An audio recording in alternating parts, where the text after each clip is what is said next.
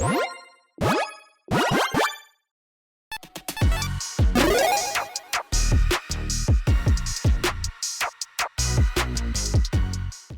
today's episode comes to you courtesy of Malcolm, who's been supporting this channel as a general tier patron. I truly couldn't do this without the support from amazing patrons like Malcolm, so again, Malcolm, thank you so much. And for the personalized deck tech, Malcolm chose a deck built around Sevinne the Chronoclasm, focusing on a very specific card that we'll get to here in a bit. Regardless, Sevinne is a 2/2 human wizard that costs 2 blue, red, white. He has prevent all damage be dealt to Sevinne the Chronoclasm, and whenever you cast your first instant or sorcery spell from your graveyard each turn, copy that spell. You may choose new targets for the copy. So first up, yeah, preventing damage dealt to him is very nice, and yeah, there are some things that we can do with that to take advantage of it. But of course, the part that we're going to focus on, and the part that can generate us an absurd amount of value throughout the game, is that second part. Whenever we cast an instant or sorcery from our graveyard, we can get additional value out of it by copying it. Well, okay, it is limited to just one each turn, but obviously, we can utilize this on our opponent's turns as well with instants. Now, on top of, cards with Flashback or Jumpstart or Aftermath, there's even, again, other ways to utilize spells out of our graveyard, and of course, that very well might involve the specific card that I alluded to earlier. But really quick, before we jump into the cards of this deck, every single card in this deck, including the commander, is less than $1, so it's a very budget-friendly deck. And of course, if you're interested in this deck, check out the link to the deck list in the description below. And on this episode, I'm going to be breaking this deck down into different tactics to show you how this deck works and how we're going to win with it. And now with all that said, let's jump into it.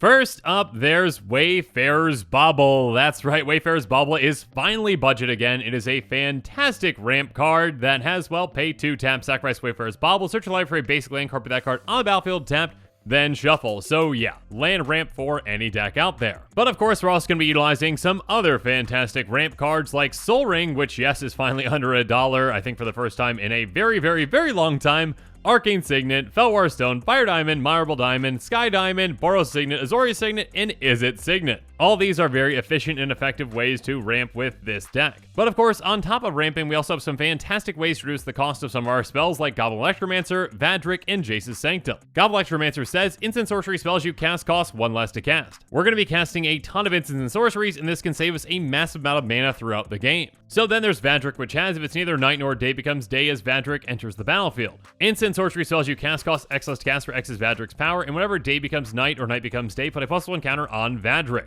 So this one could potentially save us even more mana. And then Jace's Sanctum says, instant sorcery spells you cast cost 1 less to cast. Whenever you cast an instant sorcery spell, scry 1. So on top of cost reduction, this can give us some fantastic card selection as well. But now that we've talked about ramping and reducing, let's talk about that one very specific card that I mentioned earlier.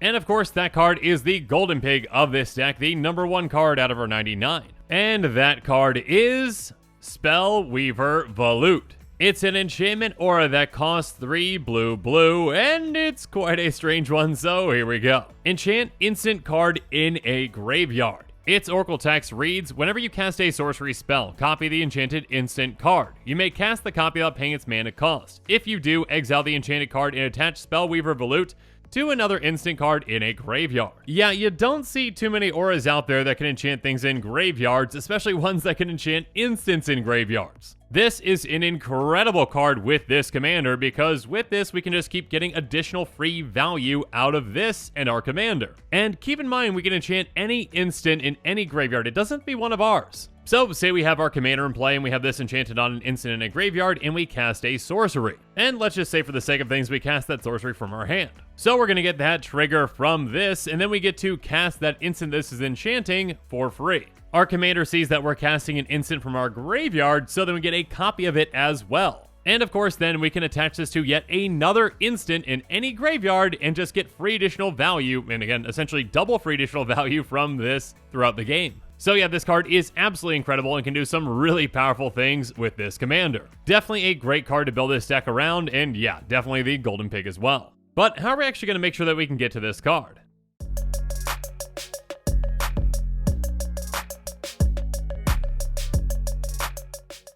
First up, let's talk about Open the Armory, which says search your library for an aura or equipment card, reveal it, put in your hand, then shuffle your library. So yeah, this is a very cost-efficient way to just go get our golden pig and get it right into our hand. Moving on, there's Heliod's Pilgrim and Shrine Steward, each of which essentially do the exact same thing for us. When they enter the battlefield, we can go search for that aura card and get it right into our hand. Shrine Steward could also go get a shrine, but yeah, we're not running any shrines in this deck, so go get that aura. And then Moonblast Cleric has, when it enters the battlefield, you may search your library for an enchantment card, reveal it, then shuffle, and put that card on top. So this might not get that card right into our hand, but it can get on top of our library, and it is a little more flexible. I can go get any of our enchantments. Speaking of which, there's Play for Guidance, which says search your library for up to 2 enchantment cards, reveal them, and put them in your hand, then shuffle your library. So on top of this getting our golden pig, this can also get some other fantastic enchantments, such as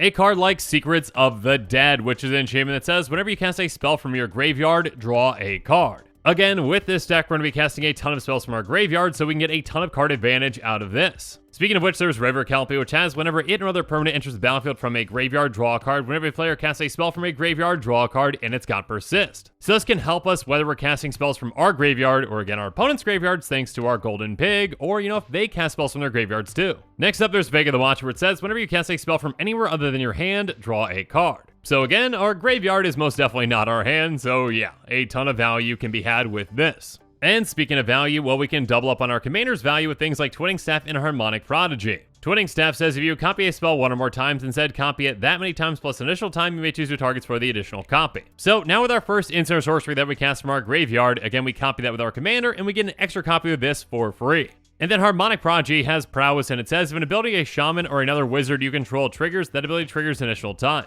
Our commander is of course a wizard, so have fun with that additional trigger. But of course, there are plenty of other ways to generate value in this deck.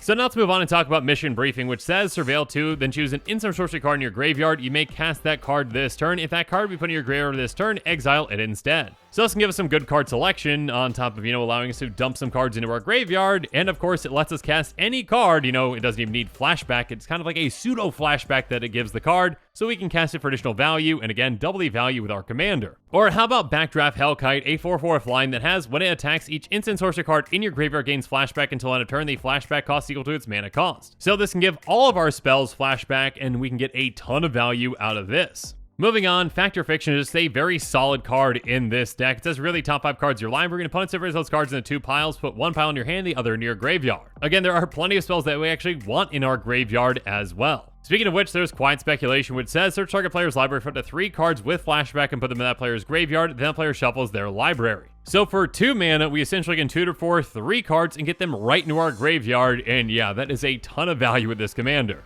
And yeah, there are plenty of Flashback cards for us to pick from, so let's go through some of those now.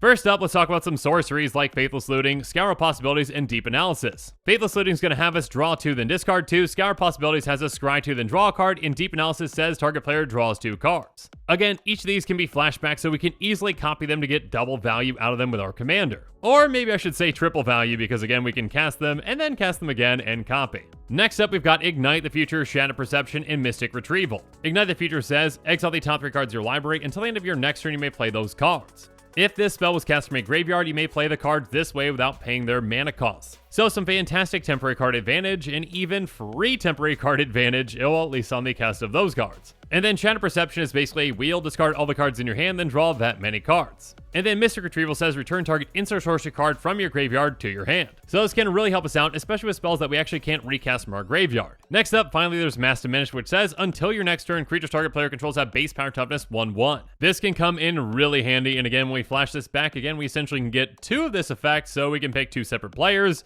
And yeah, we can make sure that their creatures aren't going to cause us any problems. But now that we've talked about sorceries that we can cast again from our graveyard, let's move on to instants.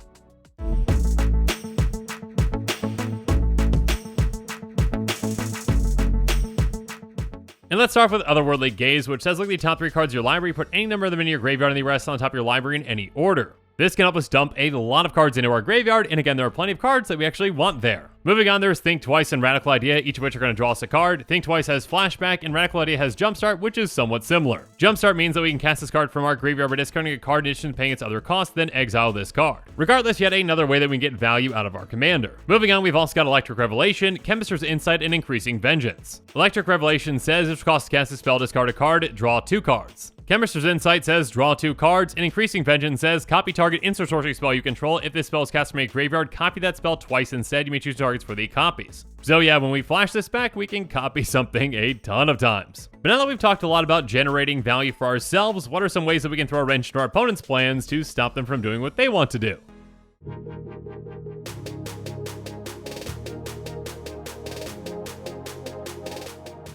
First up, how about some wraths like Divine Reckoning and Dust to Dawn? Divine Reckoning says each player chooses a creature they control, destroy the rest, and we can flash this back. And then Dusk says draw a creature with power 3 or greater, and keep in mind our commander gets under that. And Dawn says return all creature cards with power 2 or less from your graveyard to your hand. Next up, again, keep in mind that our commander cannot be dealt damage, so yeah, we can use some damage-based board wipes like Chain Reaction, Immolating Gyre, and Inferno. Chain Reaction says it's going to deal X damage to each creature, X the number of creatures on the battlefield, and yeah, in a game like Commander that has got 4 players, well, that's going to be a ton of damage. Speaking of which, Immolating Gyre is going to deal X damage to each creature and Planeswalker you don't control, or X the number of instant sorcery cards in your graveyard. And then Inferno is going to deal 6 damage to each creature and each player, and keep in mind this is an instant, so we can get Spellweaver Volute on this for some extra value. You know, on top of this just being an instant speed board wipe in a lot of situations. Moving on, we've got Aether Gale, which can bounce 6 target non-land permanents back to their owner's hands and depart the realm, which we can foretell for just a blue, and it's going to bounce 1 target non-land permanent to its owner's hand. So we can use this in an offensive or defensive way in a lot of situations. Next up, there's Forsake the Worldly, which says exile target artifact or enchantment, and we can cycle it away for 2.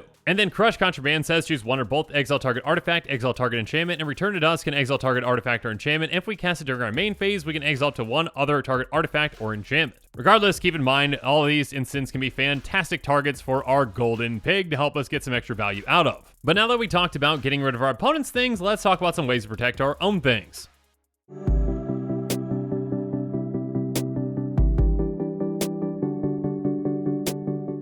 First up, we've got Swiftfoot Boots, which can be a fantastic way to protect our commander because it's going to give it hexproof and haste. And then Giant Amulet says a lot of things, but the important part is Swift creature gets +0/+1 and this creature has hexproof as long as it's untapped. We're not really planning to swing with our commander all that much, so yeah, this can be a great way to protect our commander. Of course, we can also utilize some counterspells as well to protect ourselves with things like Negate, Is It Charm, and You Find the Villain's Lair. Negate says counter target non-creature spell. Is It Charm says choose 1 counter target non-creature spell and control pays 2. Is It Charm deals 2 damage to target creature, or draw 2 cards and discard 2 cards. And then You Find the Villain's Lair says counter target spell or draw 2 cards and discard 2 cards. Flexible spells like Is It Charm and You Find the Villain's Lair can be very effective, especially again with the Golden Pig of our deck to get some extra value out of. But now that we've talked about protecting our things, let's talk about some ways to actually take our opponents out.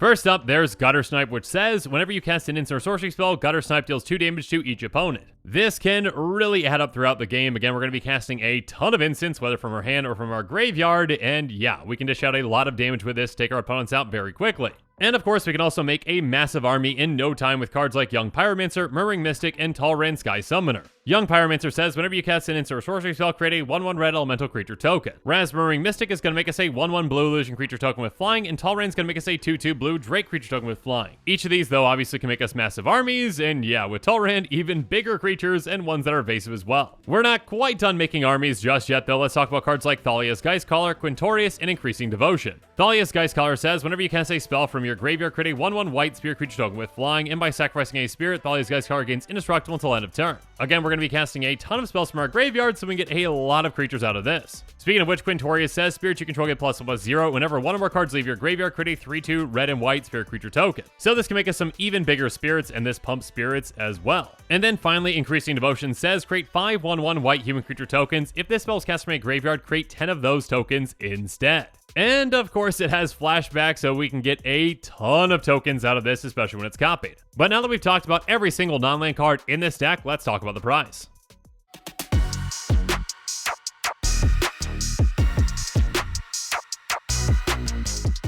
Like I mentioned before, every single card in this deck, including the commander, is less than $1, so it's an incredibly budget-friendly deck at just $25.89. And keep in mind that this cost does include the cost of basic lands at 10 cents a piece, so if you already have those basics, you can save even more. And speaking of saving more, you may be able to save even more money by buying this deck on TCG Player and utilizing heavily played and damaged cards, because of course those cards need a home too. Though do keep in mind that this estimated cost does not include the cost of shipping, which might vary depending upon where you live. And with that, the show is coming to a close, so it's my turn to hear from you. So the comments below, let me know your thoughts on this episode are, and as always, thanks again and have a good one. This show and episodes like this one are possible thanks to viewers like you. If you're looking for an easy way to help support this show, make sure that you like, share, and subscribe. Also, hit that bell notification icon so you don't miss any new episodes. You can also go check out our playmats and other merchandise at thecommandersquarters.com. We also have a ton of brand new t-shirt designs in stock, so make sure you check out those as well. Another easy way to support this show is with our TCG Player affiliate links. So whether you're buying a deck or individual cards, you can use this general link right here or one in the description. And the final way that you can support this show is by supporting us directly by becoming a patron. There are many benefits to being a patron, and I truly couldn't do this without all of their support.